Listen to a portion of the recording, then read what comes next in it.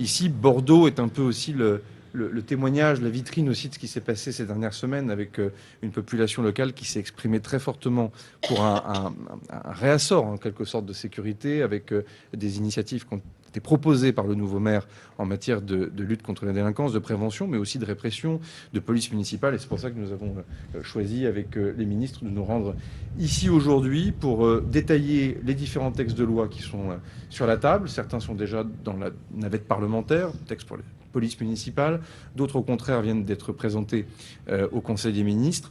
D'autres vont venir également en matière de procédure pénale ou de politique pénale menée par le garde des Sceaux. Et la table ronde que nous avons eue avec un panel très représentatif, je le crois, et politique et géographique des maires de Gironde nous a permis aussi d'enrichir le texte et de faire en sorte qu'on ait un travail parlementaire qui permette de faire émerger un compromis tant avec le Sénat qu'avec l'Assemblée nationale, dans une Assemblée nationale particulière, vous le savez, et dans lequel, évidemment, il est de bon ton de s'appuyer sur l'expérience locale. Ça facilite les différents compromis à l'échelle nationale. Voilà de manière très introductive ce que je pouvais dire. Et je ne veux pas être trop long puisque je suis déjà bien comment dire, revenu sur le fond de ces différents textes pendant la table ronde. Et je vous propose, sauf si le ministre de l'Intérieur a une motion d'ordre, de répondre à vos questions. Bonjour Monsieur le Premier ministre, Jefferson des Sports pour Sud-Ouest. Vous avez dit lors de cette table ronde de vouloir vous mouiller pour faire avancer les textes qui arrivent, notamment la sécurité, donc on pourrait parler de la LPM et d'autres. Vous avez évoqué la justice. Est-ce que vous considérez que les 3 à 4 prochains mois qui arrivent seront décisifs, déterminants, cruciaux, peut-être pour éviter une fin de quinquennat inutile? Oui, alors je crois qu'on est loin de la fin de quinquennat inutile, parce que de toute façon, le contexte géopolitique, il impose de toute façon à l'exécutif, à l'ensemble de la classe politique, d'apporter des réponses urgentes. C'est la première des choses. La deuxième des choses, peu importe la situation à l'Assemblée nationale, ça n'empêche pas la vie du pays. Ça n'a pas empêché les élections municipales. Et la première année du mandat municipal, pour l'ensemble des maires de France, c'est maintenant. Et soit l'État et les pouvoirs publics, et donc aussi le Parlement et les forces politiques à l'Assemblée nationale et au Sénat, répondent présents dès maintenant aux sollicitations qui viennent du terrain, soit ces sollicitations seront déçues. En tout cas, ce n'est pas du côté du gouvernement qu'il y aura de l'inaction ou qu'il y aura un manque de mobilité et d'investissement. Et vous voyez, en peu de temps, ce qui a été fait sur l'énergie, on a bien fait de sortir la programmation pluriannuelle pour l'énergie avant la crise énergétique, ce qu'on fait en matière de réarmement régalien, justice intérieure, mais également évidemment militaire, le plan de relance sur le logement. Bref, au contraire, moi je m'inscris dans une autre logique. C'est parce qu'il reste peu de temps. Enfin, j'ai pas de majorité, une situation de finances publiques très dégradée et j'ai peu de temps. La situation est donc idéale. C'est le moment dans lequel, au contraire, il faut faire preuve de créativité. J'ai rien à perdre, nous n'avons rien à perdre. Et au fond, le gouvernement s'inscrit dans une logique très pragmatique. Il y a des grands débats, ils devront être tranchés par l'élection présidentielle. C'est pas la peine de faire de l'agitation avant, ça serait mentir aux Françaises et aux Français. Et il y a d'autres débats, comme l'invitation de Thomas aujourd'hui, qui disent bon, on va pas attendre 2027 ou 2028 pour faire ce qu'on doit faire sur les polices municipales, sur les rodéos, enfin contre les rodéos, contre les rave-parties inégales, contre le protoxyde d'azote. Donc au fond, c'est toujours la même ligne de partage qu'est la mienne depuis le début, depuis 6 mois. La question budgétaire était particulière. C'est de se dire qu'est-ce qui peut attendre et qu'est-ce qui ne pourra pas attendre. Après, j'aurais aimé avoir et du temps, et une majorité, et plus d'argent. Mais ça, il faudra que je repasse. Bonjour, Magali Boissin, France 2. Je voudrais vous parler sécurité du pays. Vous avez dit qu'effectivement, ça restait quand même un sujet. Avec cette nouvelle alerte sur la banque américaine Goldman Sachs ce matin, 2 banques américaines qui confirment que par ailleurs elles demandent à leurs salariés du télétravail obligatoire pour des questions de sécurité.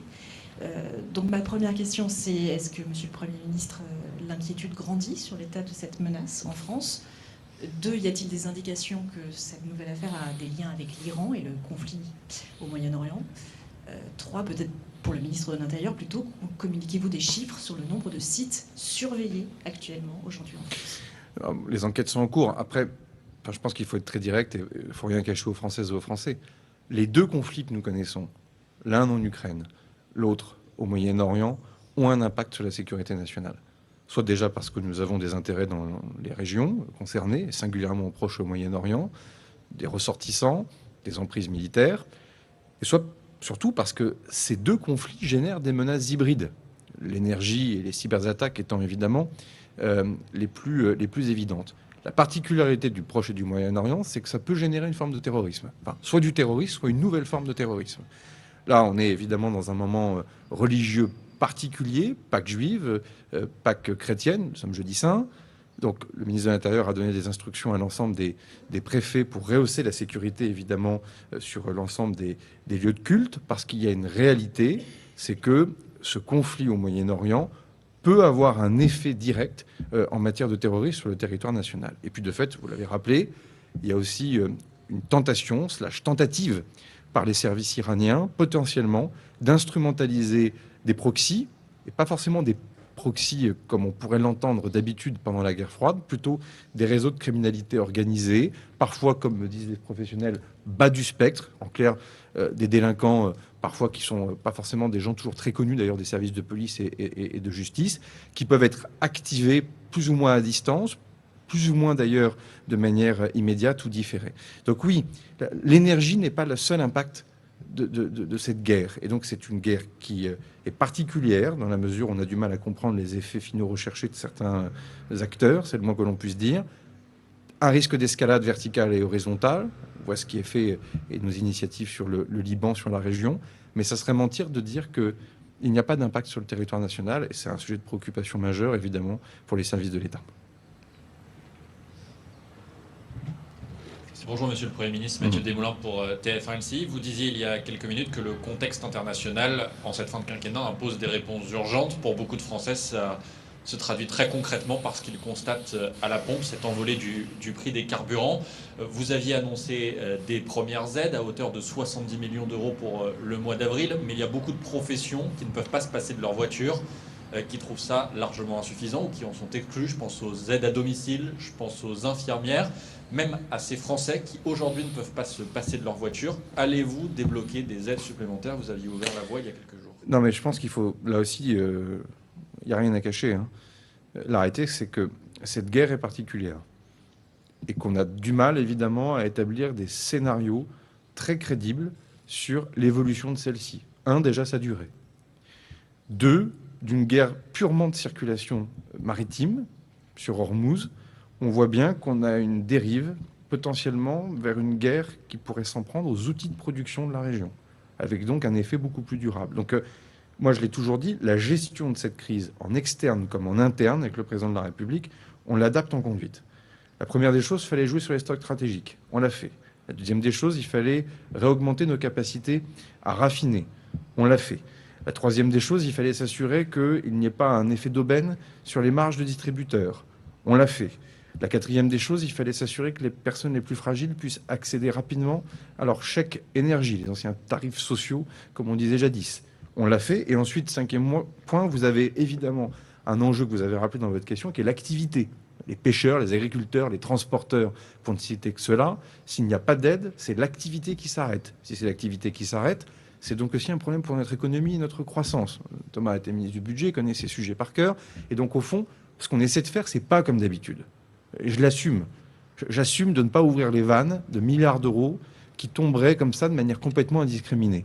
Je pense que d'ailleurs, objectivement, c'est salutaire pour le pays. Et je ne crois pas d'ailleurs comprendre que les Françaises et les Français demandent cela. Après, pour répondre précisément à votre question, c'est en train de durer. C'est factuel. Et donc, j'ai passé 3 commandes au gouvernement pour les jours qui viennent, la semaine prochaine. Le premier, c'est évidemment notre plan d'électrification. Je commence par le long terme, parce qu'au fond, on voit bien, j'ai vu encore les déclarations du Rassemblement national ou les tweets de Mme Le Pen, on veut toujours nous ramener de manière myope au court terme. Les crises pétrolières, en tout cas liées aux énergies fossiles, vont durer. Il y en aura d'autres. Donc une bonne fois pour toutes, et sans doute devons-nous accélérer davantage les choses. Je peux plaider coupable sur le fait que des initiatives auraient dû être peut-être prises plus rapidement ces dernières années. Encore, on en a beaucoup fait. Mais on n'est plus du tout sur un sujet climatique, purement climatique. On est sur un sujet de sortie de dépendance. Donc le plan électrification, une première version m'en a été présentée en début de semaine. J'ai considéré que ça n'allait pas suffisamment loin pour être transparent avec vous. Donc une deuxième version me sera proposée pendant ce week-end, parce que je pense qu'une bonne fois pour toutes, si on doit mettre de l'argent public, il est pour traiter le problème à la racine. La deuxième des choses, c'est un plan de sobriété. Pas pour faire la morale aux Françaises et aux Français. Ils n'ont pas besoin de nous pour savoir s'il faut éteindre la lumière, la fermer ou baisser son chauffage. En revanche, ça a été dit par le ministre du Travail, par le ministre de la Fonction publique, il y a sûrement des modalités d'organisation de la vie du pays qui doivent nous permettre effectivement de consommer moins. C'est la deuxième commande que j'ai passée au gouvernement. Puis la troisième, oui, j'ai toujours dit, si je ne crois pas aux aides générales et à déverser des milliards à l'aveugle, je suis favorable à ce qu'il y ait des aides ciblées. Donc, des ministres ont reçu un certain nombre de commandes pour me faire de nouvelles propositions. En début de semaine prochaine, notamment, vous en avez cité peut-être quelques exemples, mais des Françaises et des Français, des concitoyennes et des concitoyens qui ne peuvent pas faire autrement que de rouler et qui méritent sans doute une aide ciblée. J'ai vu le président de la FNSEA, j'ai eu des contacts avec nombreux syndicats agricoles depuis le début de la semaine. Là aussi, tout ce qu'on a annoncé, de façon, c'est mensualisé pour permettre justement de faire évoluer les dispositifs. On n'abandonnera personne, mais on ne dépensera pas de l'argent qu'on n'a pas. Voilà, je pense que c'est dit avec pragmatisme, mais c'est comme ça qu'il faut le faire. Ouais. Bonjour, Monsieur le Premier ministre, Loïc Besson, BFM TV. Il y a 2 sujets dans cette crise sur lesquels le gouvernement est interpellé, parfois critiqué. D'abord, le sujet des pénuries. Il n'y en a pas à l'échelle nationale, mais il se trouve qu'il y a beaucoup de ruptures de stock dans des stations-service. Alors que peut faire le gouvernement pour éviter ça, surtout avant le week-end de Pâques? Et puis l'autre sujet, c'est cette fameuse cagnotte. Vous avez parlé hier matin pour la première fois d'un surplus éventuel lié aux taxes sur le carburant. Pourtant, le gouvernement disait que ça n'existait pas.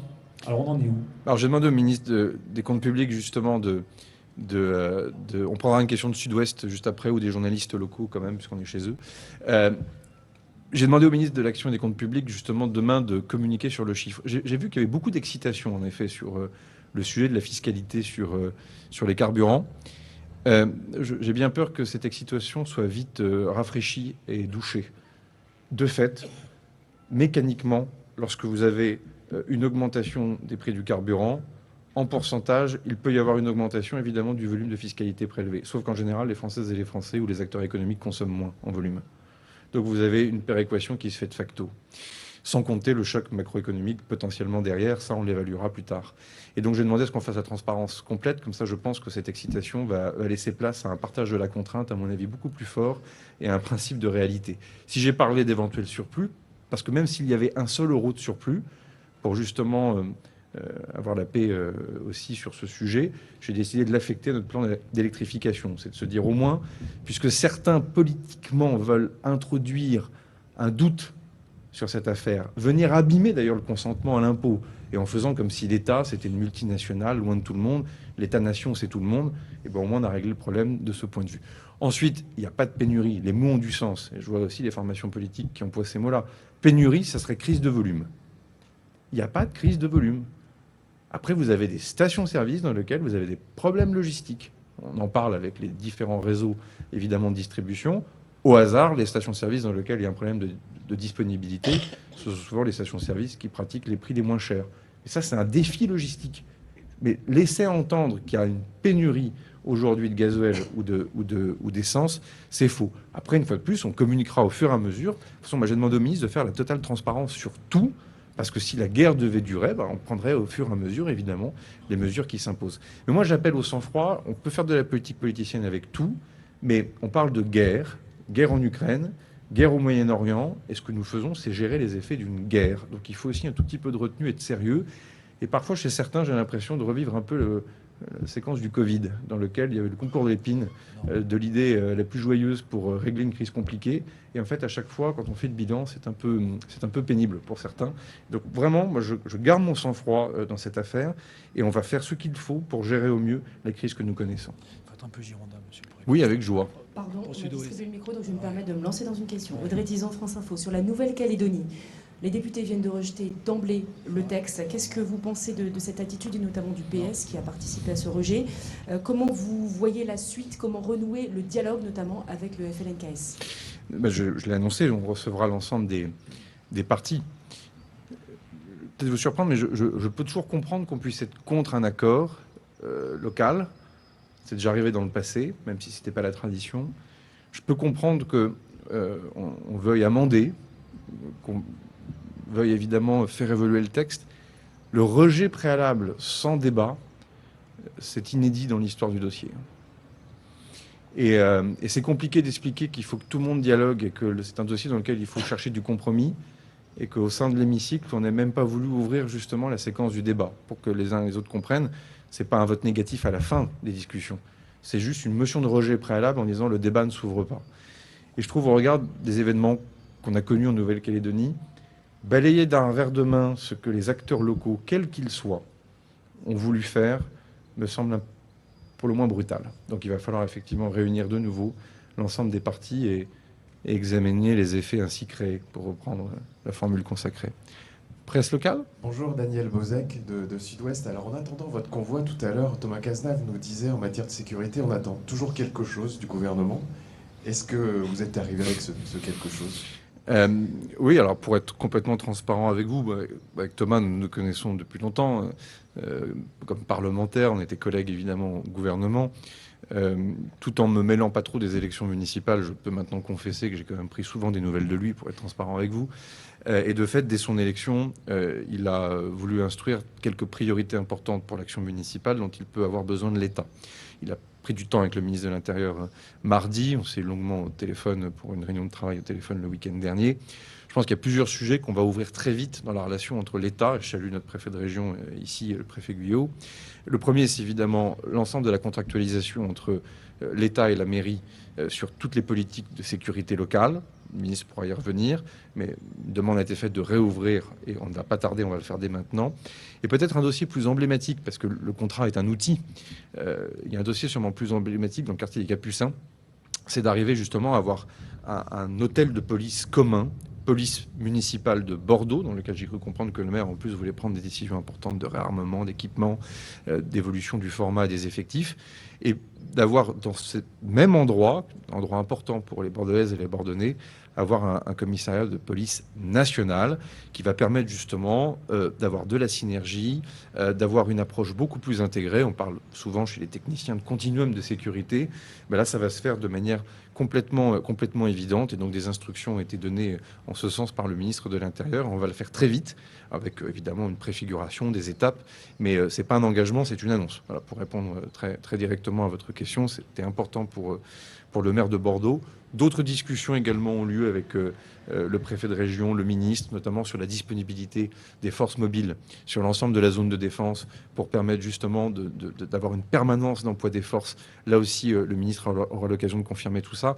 Enfin, en tout cas, vous pouvez faire confiance au maire de Bordeaux, bien que girondin, pour faire le lien avec la capitale.